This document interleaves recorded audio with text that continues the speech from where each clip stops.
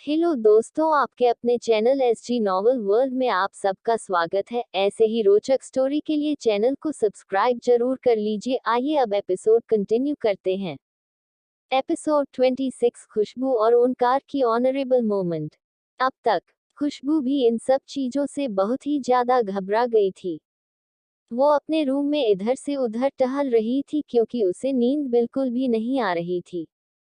तभी उसे एहसास होता है कि उसके रूम में कोई और भी है, लेकिन जब वो इधर उधर देखते हैं तो उसे कोई नहीं देखा। तभी खुशबू अपने सर पर चपत लगाते हुए कहती है, खुशबू रात बहुत हो गई है, चल के सोने की कोशिश कर, ऐसे ही पूरी रात जागेगी तो ऐसे ही इल्यूजन आएंगे। इतना कहकर वो बेड की तरफ चली जाती है और बेड पर लेटकर सोने की कोशिश करने लगती है। तभी उसे एहसास होता है कि कोई उसे अपने बाहों में भर रहा है। इस एहसास के होते ही वो चिल्लाने को अपना मुंह खोलते हैं कि उससे पहले ही उसका मुंह ब्लॉक हो जाता है। और वही खुशबू अपनी बड़ी बड़ी आंखें कर कर उसे शख्स को देख रही थी जिसने उसके होठों पर अपने होंठ रखकर उसके मुंह को ब्लॉक कर दिया था। सभी ओंकार उससे थोड़ा अलग होता है और बहुत ही सॉफ्टली कहता है, हे बेबी डॉल, चिल्लाने की कोशिश भी मत करना वरना मैं बहुत कुछ कर सकता हूँ। इतना कहकर वो मुस्कुरा देता है। वही खुशबू उसे गुस्से में घूरने लगती है। अब आगे खुशबू ओंकार की तरफ देखकर अपने दांत पीसते हुए कहती है, आप यहाँ क्यों आए हैं? एकांश खुशबू कैसे चेहरे को देखकर मुस्कुराता है और उसके सॉफ्ट से लिप्स पर एक केस कर कर उससे अलग होकर कहता है, तुम्हें प्यार करने आया हूँ और क्यों आऊंगा। खुशबू की तरफ आंखें छोटी करके देखकर कहती है, प्यार करने, वह भी इतनी रात को। ओंकार एक आंख बंद कर कर उसे आंख मारता है और कहता है, बेबी डॉल, शायद तुम्हें पता नहीं है, प्यार रात में ही किया जाता है। ओंकार की ऐसी बातें और ऐसी हरकतें देखकर खुशबू अपनी आंखें बड़ी कर कर ओंकार को देखते हैं और उसके बड़ों से छूटने की कोशिश करते हुए कहती है, आ छोड़िए मुझे, मुझे आपसे बात ही नहीं करनी है।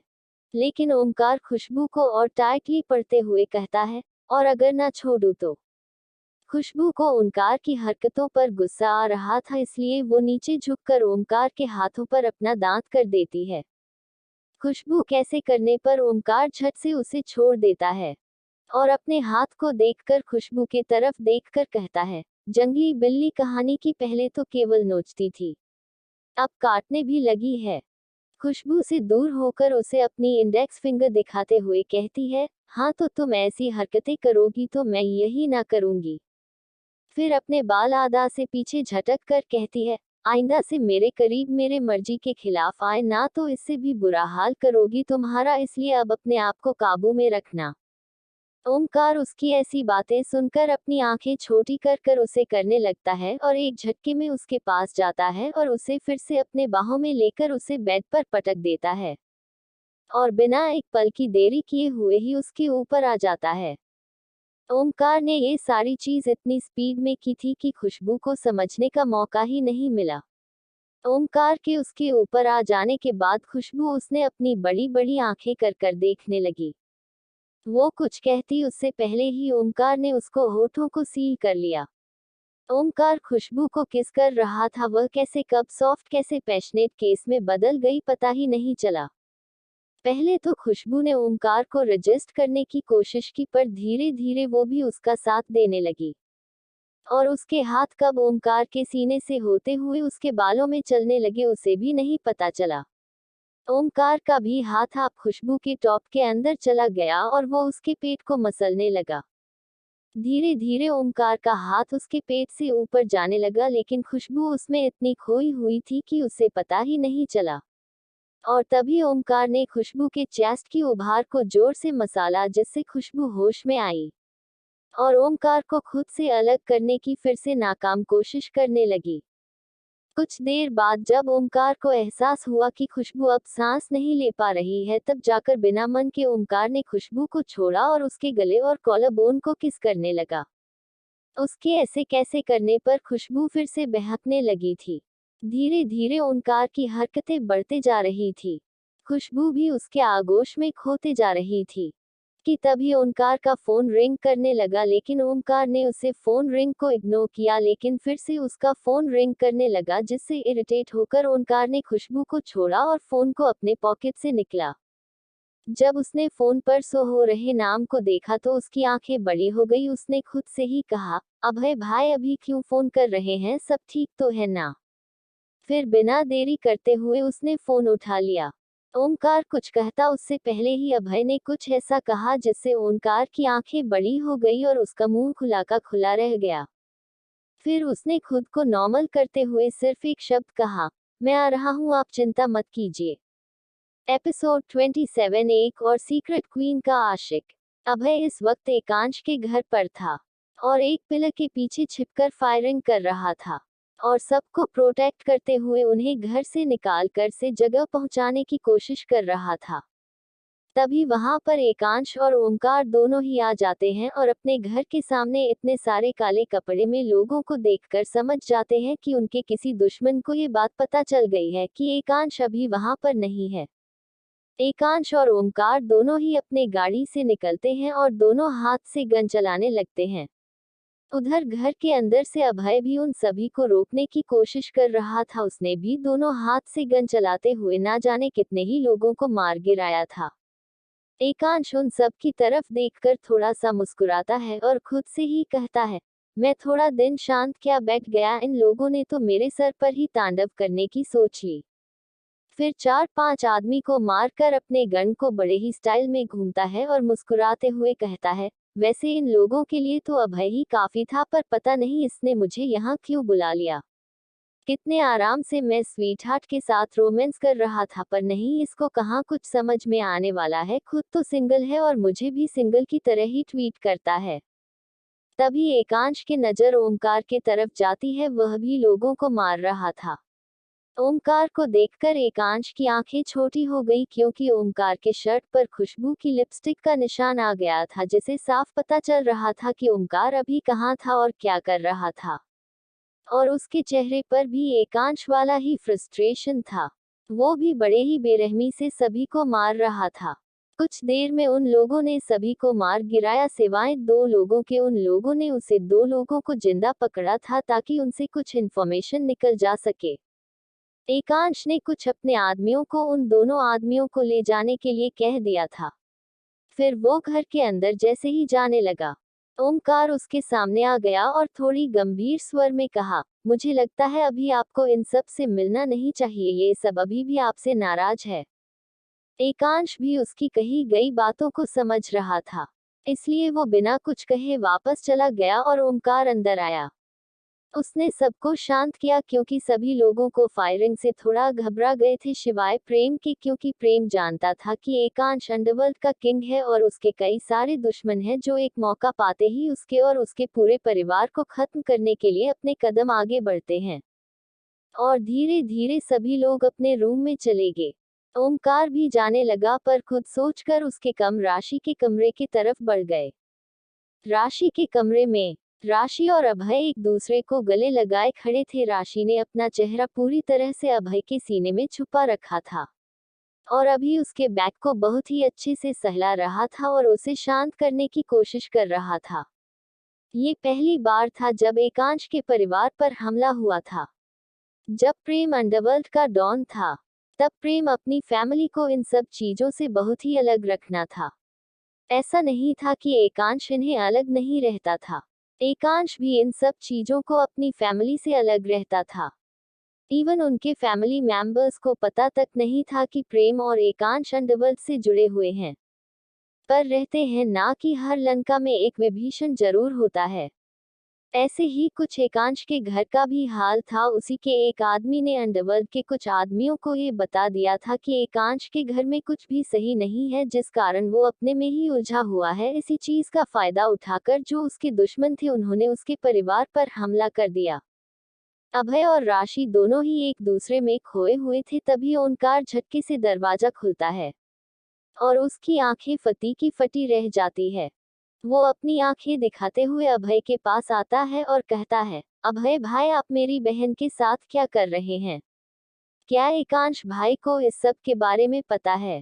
राशि एकांश का नाम सुनकर अभय के साइड लेते हुए कहती है, भाई वो अभय मुझे कंसोल करने के लिए आया था, मैं बहुत ही ज्यादा डर गई थी।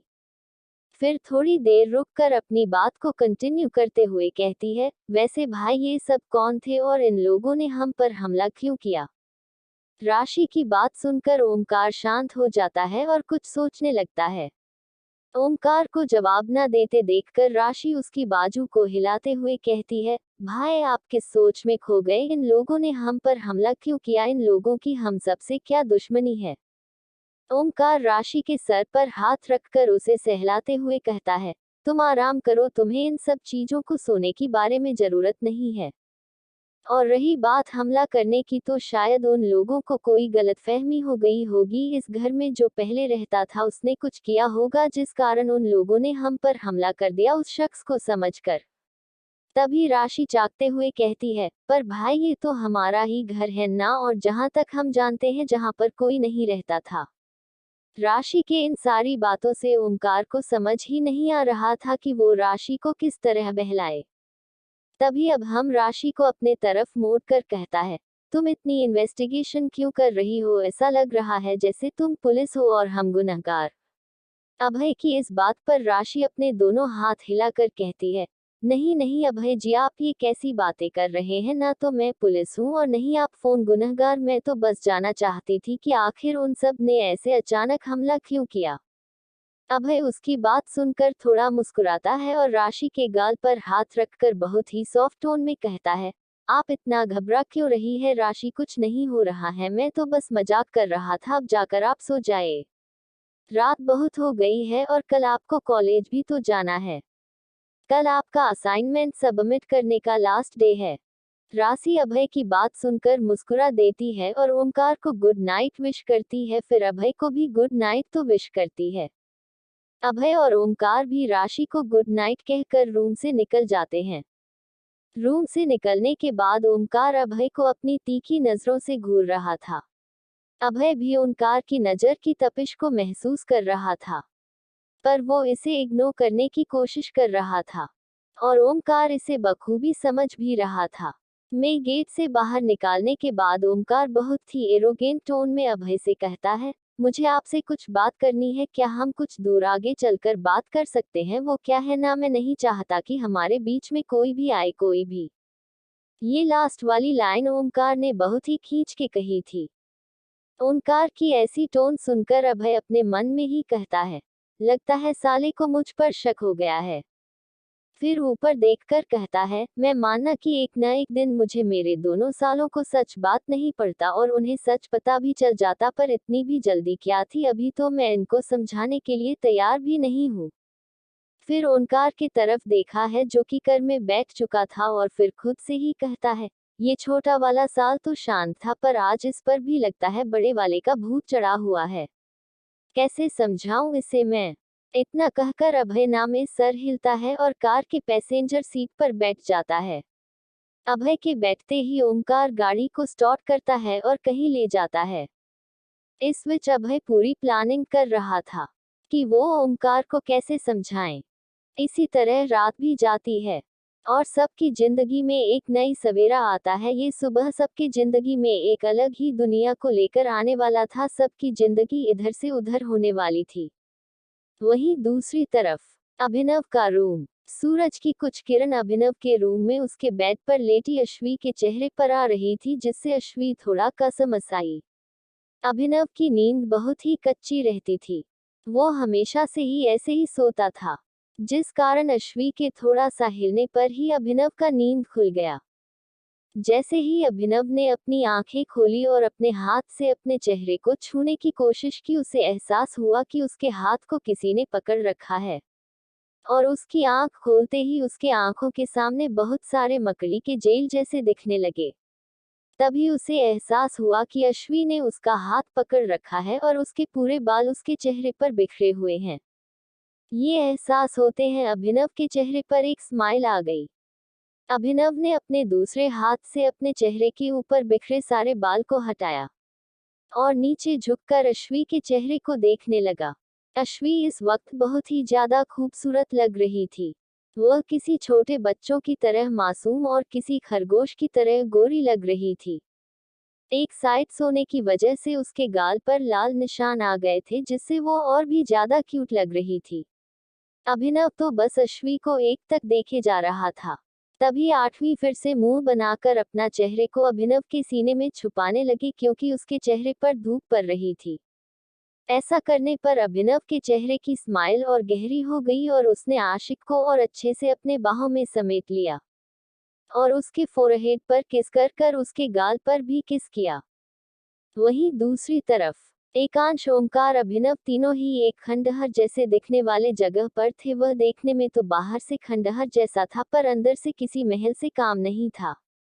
उन तीनों के सामने बहुत सारे लोग थे जो एक बड़े से टेबल के चारों तरफ बैठे हुए थे और हेड चेयर पर एकांश बैठा हुआ था और उसी के एक साइड ओमकार बैठा हुआ था और दूसरे साइड अभय बैठा हुआ था और तीनों ही देखने में बहुत ही ज्यादा खतरनाक लग रहे थे। अभय ने अपने कॉल टोन में कहा, अब सच सच बताओ कि किसने हम पर हमला करवाया था। अगर खुद सामने आ जाओगे तो तकलीफ कम होगी, मरना तो तुम्हें है ही। अगर हम खोज के निकले तो ऐसी दर्दनाक मौत देंगे कि यमराज भी सच में पड़ जाएंगे। अभय ने ये सारी चीजें इतनी खतरनाक तरीके से कहा था कि वहां मौजूद सभी की रीढ़ की हड्डी तक हिल गई थी। सभी बस ये प्रार्थना कर रहे थे कि जिसने भी उन पर हमला करवाया है वो उन्हें जल्द से जल्द मिल जाए, क्योंकि अगर ऐसा ना होता तो वो उन सब पर भी अपना कहर बसाने में एक पल भी नहीं सोचते। तभी एकांश के पास एक कॉल आता है। एकांश जब अपना फोन उठाकर देखता है तो उस पर प्राइवेट नंबर शो हो रहा था। एकांश बिना भाव के उस कॉल को उठा लेता है। तभी दूसरी तरफ से जोर जोर से हंसने की आवाज आती है। एकांश बस चुपचाप उसे हंसी को सुन रहा था। ऐसे ही कुछ देर हंसने के बाद उसे इंसान ने बहुत ही डरावने तरीके से एकांश से कहा, मजा आया जब तुमने कामिनी का काम तमाम किया। फिर थोड़ी देर रुककर अपनी बात को कंटिन्यू करते हुए कहता है, वैसे मानना पड़ेगा तुम्हें, तुम्हें बिना खोजे ही उसे पा लिया और मैं यहाँ उसे पागलों की तरह ढूंढ रहा हूँ। पर कोई बात नहीं, अब वो मुझे भी मिल जाएगी क्योंकि मुझे भी पता चल गया कि सीक्रेट क्वीन कौन है। फिर जोर जोर से हंसने लगता है। फिर थोड़ी देर रुककर अपनी बात को कंटिन्यू करता है, वैसे वह मेरी है, उससे ज्यादा तकलीफ देने की सोचना भी मत और अब उसके पास जाने की भी मत सोचना। वैसे मैं बहुत कोशिश की थी तुम दोनों के बीच में न जाने कितनी गलतफहमियां लाने की कोशिश की, पर तुमने हर बार उसे समझ लिया। लेकिन कोई बात नहीं, बहुत जल्द वह मेरे पास होगी, मेरी सीक्रेट क्वीन। फिर जोर जोर से हंसने लगता है। एकांश को उसकी हंसी और उसकी बातें सुनकर बहुत ही गुस्सा आ रहा था। उसने अपनी फोन को बहुत ही टाइटली पड़ा हुआ था। फिर कुछ सोचकर उसके चेहरे पर स्माइल आ जाती है और बहुत ही कुलटोल में वह उसे कहता है, वह सिर्फ मेरी है और तुम या फिर तुम्हारे जैसे कई भी आ जाए न भी उसे मुझसे अलग नहीं कर सकते। तुझे जो करना है, जितना करना है, कोशिश कर लो क्योंकि अंत में तुम्हें हार नहीं पड़ेगा। फिर गहरी सांस लेकर एकांश कहता है, एकांश ओबरॉय कभी नहीं हरा और ना ही कभी हारेगा। इतना कहकर एकांश फोन कट कर देता है बिना उस इंसान की बात सुने। फिर अपनी चेयर से उठकर अपने पीछे लगी पेंटिंग को देखते हुए उसे पर अजीब तरीके से हाथ फेरते हुए और उसके परफ्यूम को सुनते हुए बहुत ही अजीब तरीके से कहता है, स्वीट हार्ट, तुम सिर्फ और सिर्फ मेरी हो, तुम ही, मुझे कोई नहीं छीन सकता और अगर कोई आता है तो मैं उसे जान से मार दूंगा। एपिसोड 28, एकांश और अक्षता, आश्वी और अभिनव का रोमांस। तभी एकांश के पीछे अभय आकर उसके शोल्डर पर हाथ रखकर कहता है, भाई अब ये कौन नया आशिक आ गया भाभी का। अभी तो भाभी उस मुसीबत से पूरी तरह से निकली भी नहीं है और हमारे पास वो सबूत भी नहीं आया है जी, सबूत के बलबूते पर वो कमीनी उछल रही थी। एकांश अभय की बात सुनकर अभय की तरफ देखने लगता है और कुछ सोचकर कहता है, ये फोन कॉल कहाँ से आया है, इसके बारे में पता करो। फिर थोड़ी देर रुककर अपनी बात को कंटिन्यू करता है, रही बात उन सबूत की तो सबूत मुझे मिले या ना मिले, मैं अपनी स्वीट हार्ट को कुछ नहीं होने दूंगा। और इतना कहकर वो रूम से निकलने लगता है। फिर गेट के पास आकर रुक जाता है और बिना पीछे मुड़े ही वह ओमकार से कहता है, और कल जिसने हमला करवाया था उसको भी खोजो, और जिसने हमारे बारे में खबर पुस्तक पहुंचाई है, क्या वह पकड़ा गया है? ओंकार बस हाँ बोल देता है। ओंकार की हाँ सुनकर एकांश बिना किसी देरी के वहां से निकल जाता है।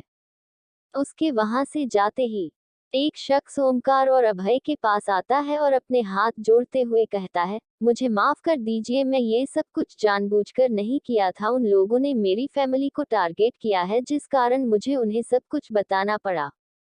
उसे शख्स की बात सुनकर दोनों में से किसी ने कुछ रिएक्ट नहीं किया, बस उसके शोल्डर पर हाथ थपथपाते हुए कहा, तुम चिंता मत करो, देखते हैं क्या किया जा सकता है। और रही बात तुम्हारी फैमिली की, तो अब वो सेफ है। ऐसा लग रहा था कि पहले से ही अभय और ओमकार को इस बारे में पता था। और शायद ये सच भी था। एकांश अपने आसपास के सभी लोगों की खबर रखता था, इसी वजह से उसे कामिनी की इंटेंशन को ही पकड़ लिया था। और कल हम ना होने वाला है, ये बात भी उसे कुछ देर पहले पता चल गई थी, इसलिए उसने अभय को कॉल कर पहले ही उसके घर बुला लिया था।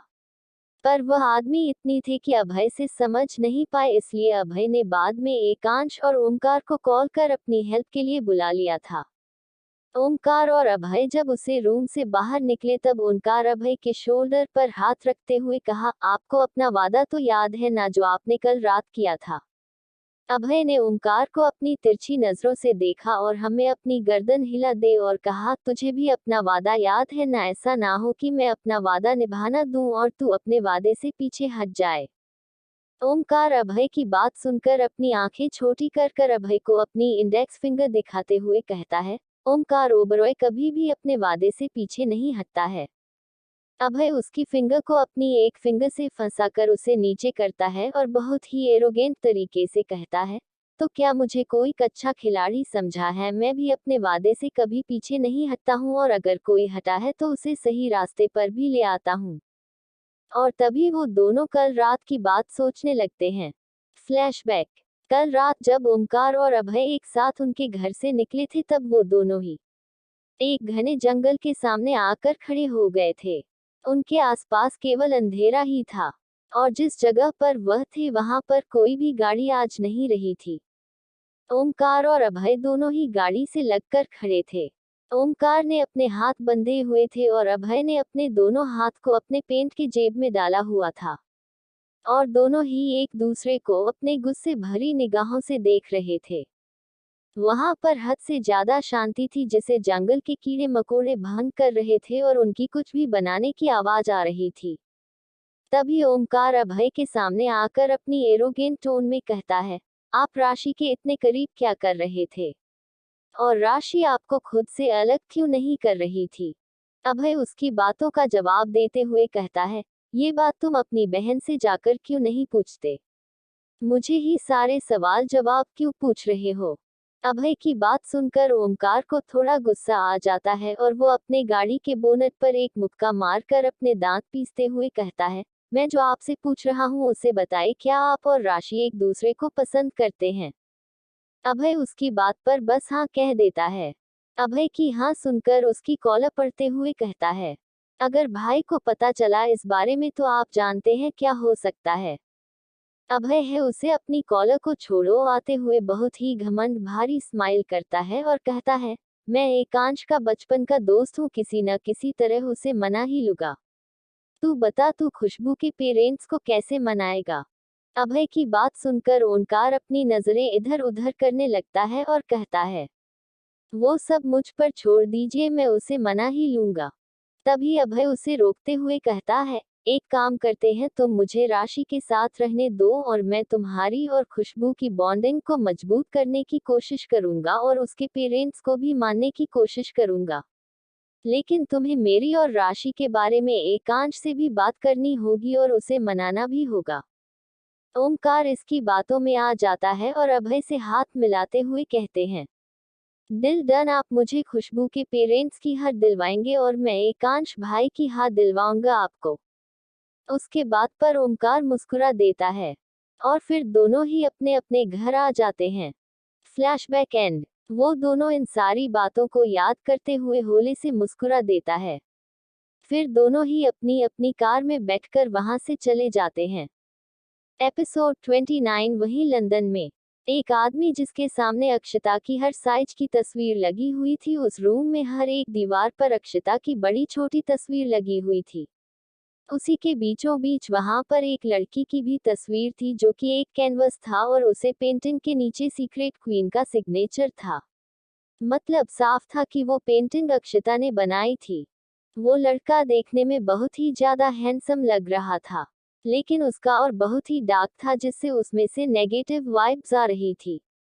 वो लड़का अक्षता की तस्वीरों को बहुत ही अजीब तरीके से छू रहा था। उसकी एक हाथ में वाइन की गिलास थी और वो दूसरे हाथ से अक्षता की हर एक तस्वीर को छू रहा था। फिर वो वाइन की एक सिप लेकर कहता है, डार्लिंग, जब तक मुझे नहीं पता था कि तुम ही सीक्रेट क्वीन हो, तब तक तो मैं तुम्हारे पीछे नहीं पड़ा था, पर जिस दिन तुम्हारा चेहरा देखा है, उसी दिन से ही तुम्हें पाने की चाहत मुझ में हद से ज्यादा बढ़ गई है। तुम्हें फंसाने के लिए मैंने उसे कामिनी को भेजो, ताकि वो तुम्हारा और एकांश का तलाक करवा सके और तुम अकेली हो जाओ। मुझे पता था कि वो एकांश ऐसे तो तुम्हें तलाक देने से रहा, इसीलिए मैंने पूरी इन्वेस्टिगेशन करवाई ताकि कुछ ऐसा पता करवा सकूं जिससे उसे मजबूर कर दो तुम्हें तलाक देने के लिए और तुम दोनों अलग हो जाओ। फिर थोड़ी देर रुक कर अक्षता के एक तस्वीर को किस करता है और उसके तस्वीर के गाल पर अपने अंगूठे से सहलाते हुए कहता है, तुम्हें पता है डार्लिंग, मैं कैसे कैस उस प्रोफेसर और उस लड़की के बारे में इंफॉर्मेशन निकाल और उन सब की कातिल तुम्हें ठहरा दिया। लेकिन तुमने क्या किया, तुम उस एकांश ओबरॉय के बच्चे की मां बनने वाली हो। तथा एस नॉट फेयर, मैं तुम्हें यहाँ पागलों की तरह प्यार करता हूँ और तुम किसी और के बच्चे की मां बनने वाली है, ऐसा मैं कैसे होने दे सकता हूँ। और फिर एक बार अक्षता की तस्वीर को किस करता है और उससे दूर हो क्या कहता है, इसीलिए मैंने उसे कामिनी को ये आइडिया दिया था कि वो तुम्हारे बच्चों को खत्म कर दे, पर तुम तो उसके लिए इतना टूट गई। फिर कुछ देर चुप होकर उसे तस्वीर को बहुत प्यार भरी निगाहों से देखा है और अपनी बात को कंटिन्यू करते हुए कहता है, कोई बात नहीं, अगर तुम्हें वो बच्चा चाहिए तो मैं उसे भी अपने को तैयार हूँ। पर वो बच्चा एकांश ओबरॉय का बच्चा नहीं बल्कि राघव राय चांद का बच्चा कहलाएगा। मेरा बच्चा। इतना कहकर वो जोर जोर से हंसने लगता है और फिर थोड़ा देर रुककर अक्षता के चेहरे को छूते हुए कहता है, पर तुम चिंता मत करो, जब तुम यहाँ आओगी ना तो मैं तुम्हें बहुत सारे बच्चे दे दूंगा, जो कि मेरी और तुम्हारी प्यार की निशानी होगी। अगर तुम्हें बच्चे इतनी ही पसंद है तो मैं तुम्हारी इस इच्छा को भी पूरी कर दूंगा। फिर थोड़ा मुंह बनाते हुए कहता है, मुझे तो वैसे बच्चे पसंद नहीं है, पर तुम्हारे लिए उन्हें भी झेल लूंगा। वही इधर इंडिया में एकांश जब घर पर लौटा तब अक्षता गार्डन में अपना पेंटिंग कर रही थी। उसने बहुत ही खूबसूरत सा कपल बनाया था, जिसमें लड़की ने घूंघट ली हुई थी और लड़का सहारे में था। उन दोनों का शक्ल तो नहीं दिख रहा था, पर तस्वीर बहुत ही खूबसूरत बनी थी और हमेशा की तरह उसकी कलर से बहुत ही खूबसूरत महक निकल रहा था। एकांत उसे देखकर मुस्कुरा दिया और उसके पास जाकर उसे पीछे से गले लगा लिया। ऐसे अचानक किसी के पीछे से गले लगाने पर अक्षता थोड़ा घबरा गई, पर जैसे ही उसे एहसास हुआ कि ये एकांश है, वो रिलैक्स हो गई और अपना सर पीछे करते हुए उसके चेस्ट पर टिका दिया। एकांश ने उसके गाल पर एक सॉफ्ट किस कर उस पेंटिंग को देखते हुए कहा, ये किसकी पेंटिंग है। अक्षता उसके सवाल पर मुस्कुरा दी और कहा, आपको क्या लगता है इस पेंटिंग में कौन है। एकांश ने उसे कुछ नहीं कहा और उसे पेंटिंग को छूकर स्माइल किया और कुछ देर बाद उसके गाल पर एक बार और किस कर कहा, ये हमारी पेंटिंग है। अक्षता की मुस्कान उसकी बात सुनकर और गहरी हो गई और वो पीछे पलटकर अपने दोनों हाथ एकांश के गले में लपेट दिया और थोड़ा ऊपर उठकर एकांश के होठ पर अपने होठ रख दिया। एकांश ने भी उसके कमर को और टाइटली पकड़ लिया। अक्षता का सॉफ्ट किस कब पैशनेट किस में बदल गया उसे भी पता नहीं चला। जब अक्षता कुछ देर बाद अलग होने चाहिए तब एकांश ने उसके गले पर हाथ रखकर उसे अलग होने से रोक दिया और उसे और गहराई से किस करने लगा। एकांश का एक हाथ अक्षता के पूरे बदन पर चल रहा था और अक्षता का हाथ एकांश के बालों में चल रहा था। लगभग 15-20 मिनट बाद जब एकांश को एहसास होता है कि अब अक्षता सांस नहीं ले पा रही है, तब ना चाहते हुए भी एकांश उससे थोड़ा अलग होता है। और आप एकांश उसके गर्दन और कॉलरबोन को किस करने लगता है और अक्षता के हाथ एकांश के शोल्डर पर काश जाते हैं और अक्षता की नाखून उसे चुभने लगते हैं, पर उससे उसे कोई फर्क नहीं पड़ रहा था। अक्षता ने साड़ी पहनी हुई थी, जिस कारण अक्षत का पेट और कमर साफ देख रहा था और उसी का फायदा उठाकर एकांश ने उसके पेट को अपने एक हाथ में भर लिया। एकांश के ऐसे करने पर अक्षता के मुंह से आह निकल गई और धीरे धीरे एकांश का हाथ अक्षता के पेट से ऊपर जाने लगा और कुछ ही देर में एकांश के हाथ में अक्षता का चेस्ट था, जिसे वो बहुत ही प्यार से सहला रहा था। अक्षता उसे रोकना चाहती थी, पर वक्त के साथ वो भी बहकने लगी थी। एकांश का चुन ही अक्षता को पिघलने पर मजबूर कर देता था और जब एकांश उसके करीब आता था तब वो उसे खुद को सपने से रोक नहीं पाती थी। और आज भी ऐसे ही हो रहा था और इस चीज का फायदा एकांश हमेशा ही उठता था और बेचारी अक्षता कुछ कर भी नहीं पाती थी। और ऐसे ही किस करते हुए ही एकांश ने अक्षता को अपने गोद में उठा लिया और उसे ले जाकर अपने बेडरूम में बेड पर आराम से सुला दिया और उससे थोड़ा अलग होकर रूम का गेट बंद कर दिया और फिर वो अक्षता के करीब चला गया।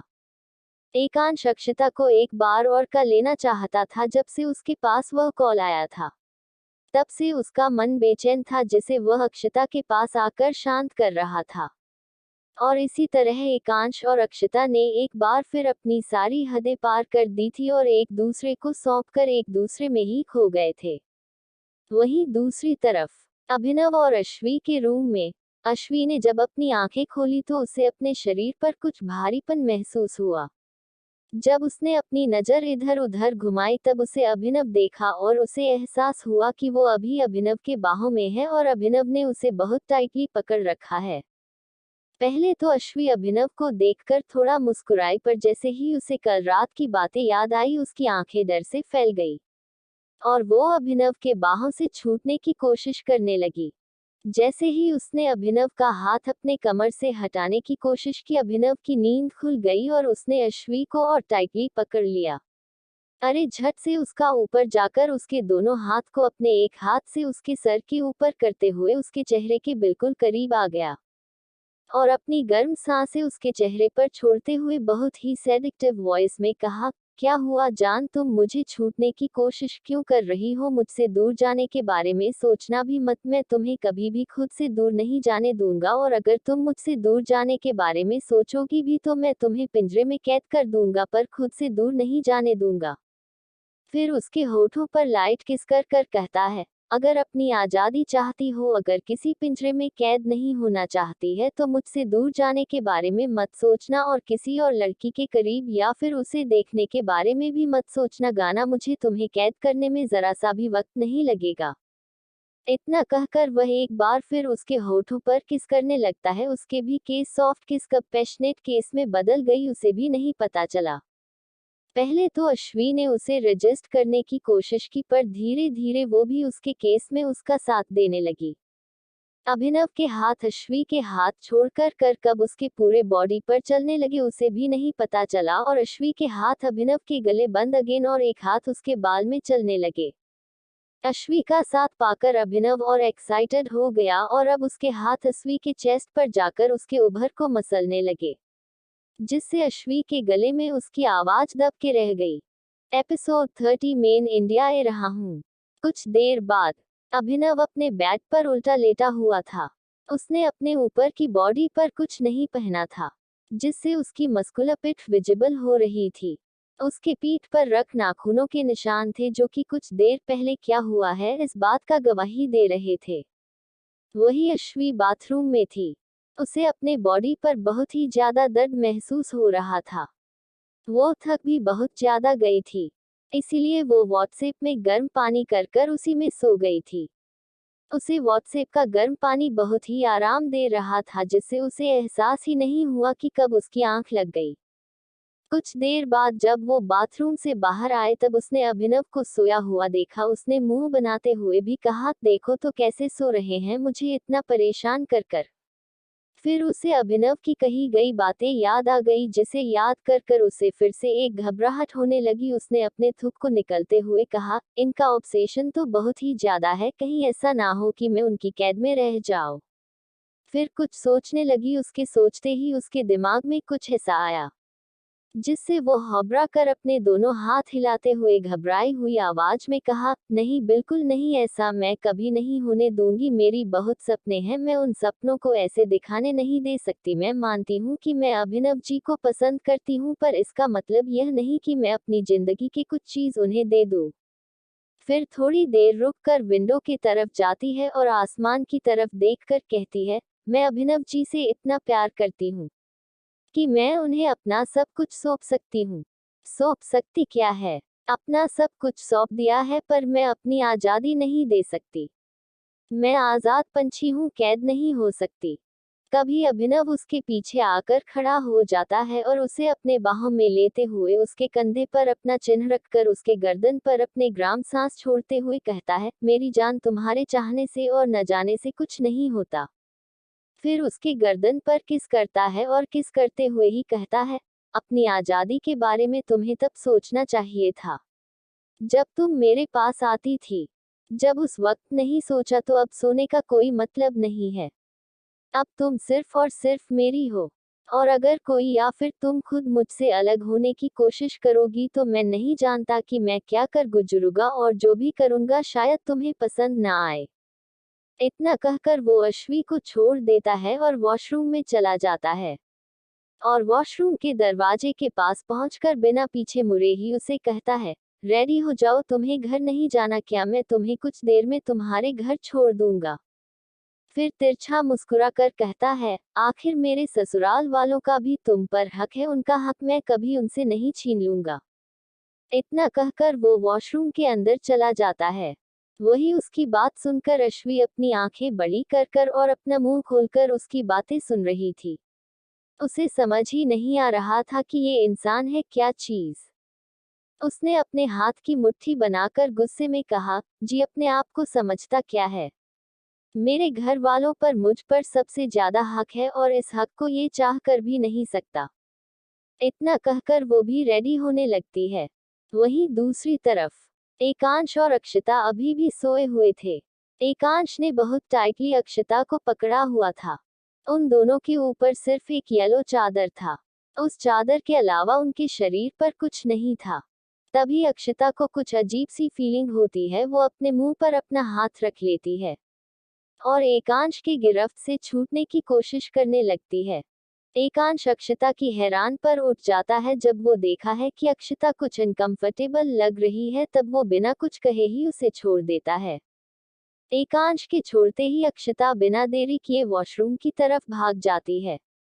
उसे एहसास ही नहीं होता कि वो अभी किस हालत में है।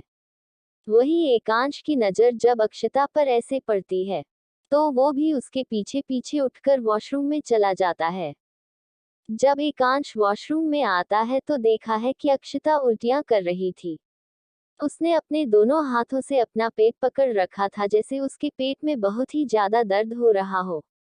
एकांश जब अक्षता को इस हालत में देखा है तो वो जल्दी से जाकर अक्षता की पीठ को रगड़ने लगता है। कुछ देर बाद जब अक्षता ने जी भर कर उल्टियां कर ली तब वो शांत होती है। एकांश भी उसे संभलता है और उसका फेस वॉश कर कर उसे पानी पीने के लिए देता है। कुछ देर बाद अक्षता थोड़ा शांत होती है। तभी उसे एहसास होता है कि वो अभी किस हालत में, जिसके बाद वो अपनी आंखें बड़ी कर कर एकांश को धक्का देते हुए कहती है, आप यहाँ क्या कर रहे हैं? जाइए यहाँ से, मुझे फ्रेश होना है। लेकिन अब कहाँ एकांश वाला था।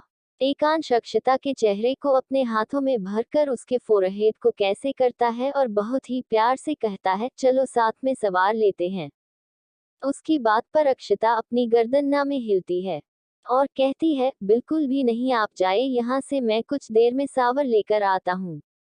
अक्षता बहुत ही थकी हुई और बहुत ही कमजोर लग रही थी, इसलिए एकांश उसे ज्यादा ना परेशान करते हुए बाहर निकल गया। अक्षता भी अंदर से वॉशरूम का डोर लॉक कर दी और एकांश भी दूसरे वॉशरूम में जाकर फ्रेश होने लगा।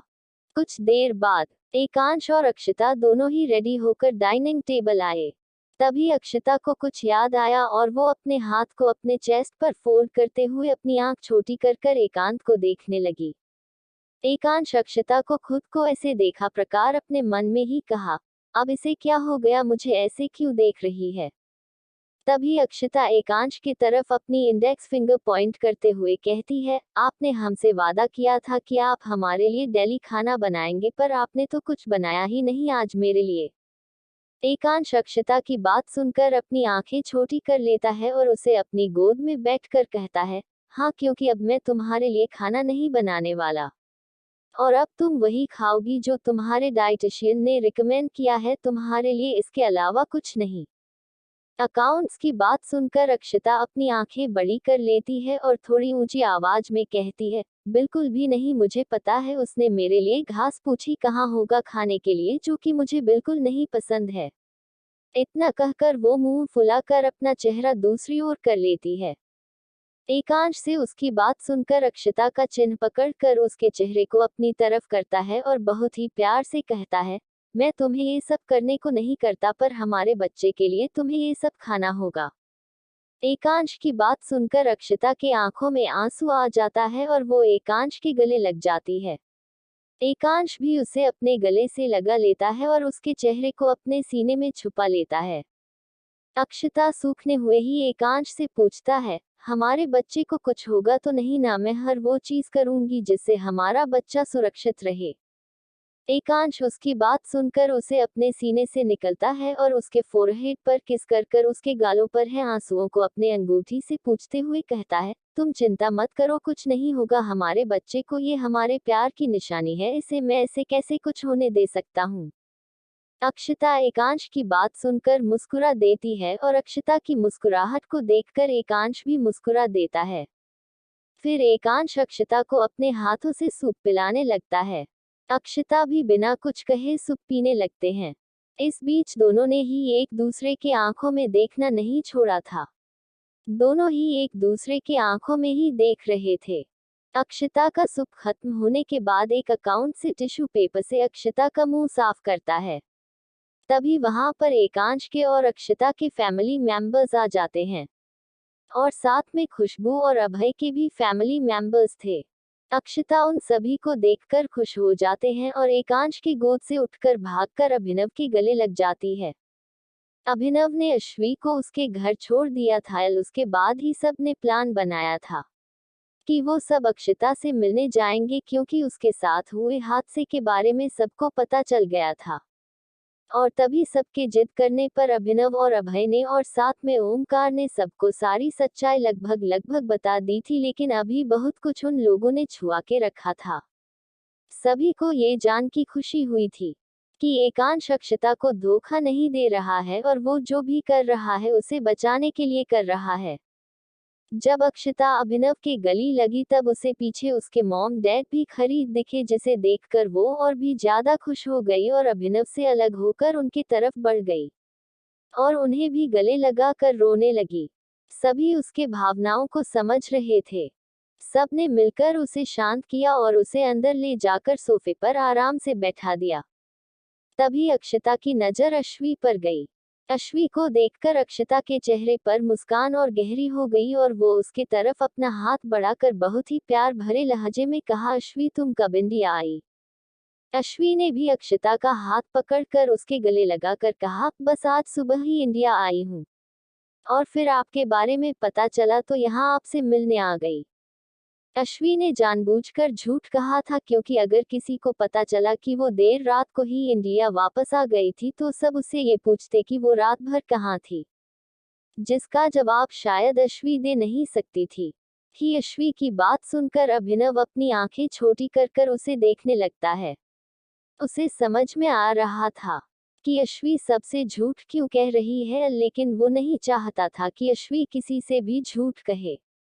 अभिनव चाहता था कि उसकी और अश्वी की रिलेशन सबके सामने आ जाए ताकि सब कोई उसकी शादी करवा दे और वो पूरे हक से अश्वी पर अपना हुक्म जला सके, या फिर यह कहेंगे उसे अपने कैद में रख सके। पर उसने भी कुछ नहीं कहा। वो इंतजार कर रहा था कि कब अश्वी खुद आगे आकर सब कुछ कहे। और इसी तरह सब मिलकर अक्षता का बहुत अच्छे से ध्यान रख रहे थे। और इसी तरह धीरे धीरे समय गुजरने लगा। उसी दिन के बाद सब लोग अक्षता के साथ ही रहने लगे, जिससे अभिनव और अश्वी, ओमकार और खुशबू, राशि और अभय तीनों ही कपल्स अपने अपने में ही ज्यादा गुम रहने लगे। और सभी परिवार के लोग अक्षत को और उसके बच्चे को खुश रखने की पूरी कोशिश करते ताकि अक्षता और बच्चे को किसी भी तरह का कोई भी नुकसान ना हो। वहीं दूसरी तरफ लंदन में राघव रायचंद अपनी अगली चाल चलने के लिए तैयार था।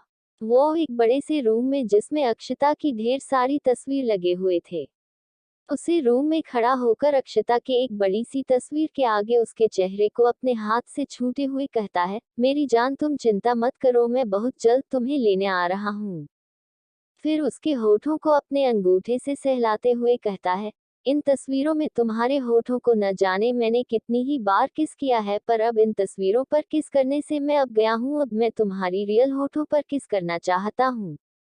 फिर उस तस्वीर के होठों पर किस कर कर उसे दूर होता है और अपनी बात को कंटिन्यू करते हुए कहता है, मैं इंडिया आ रहा हूँ तुम्हें अपने साथ ले आने, और अगर तुम मन की तो मैं तुम्हारी वहां रुकने की हर एक वजह को खत्म कर दूंगा।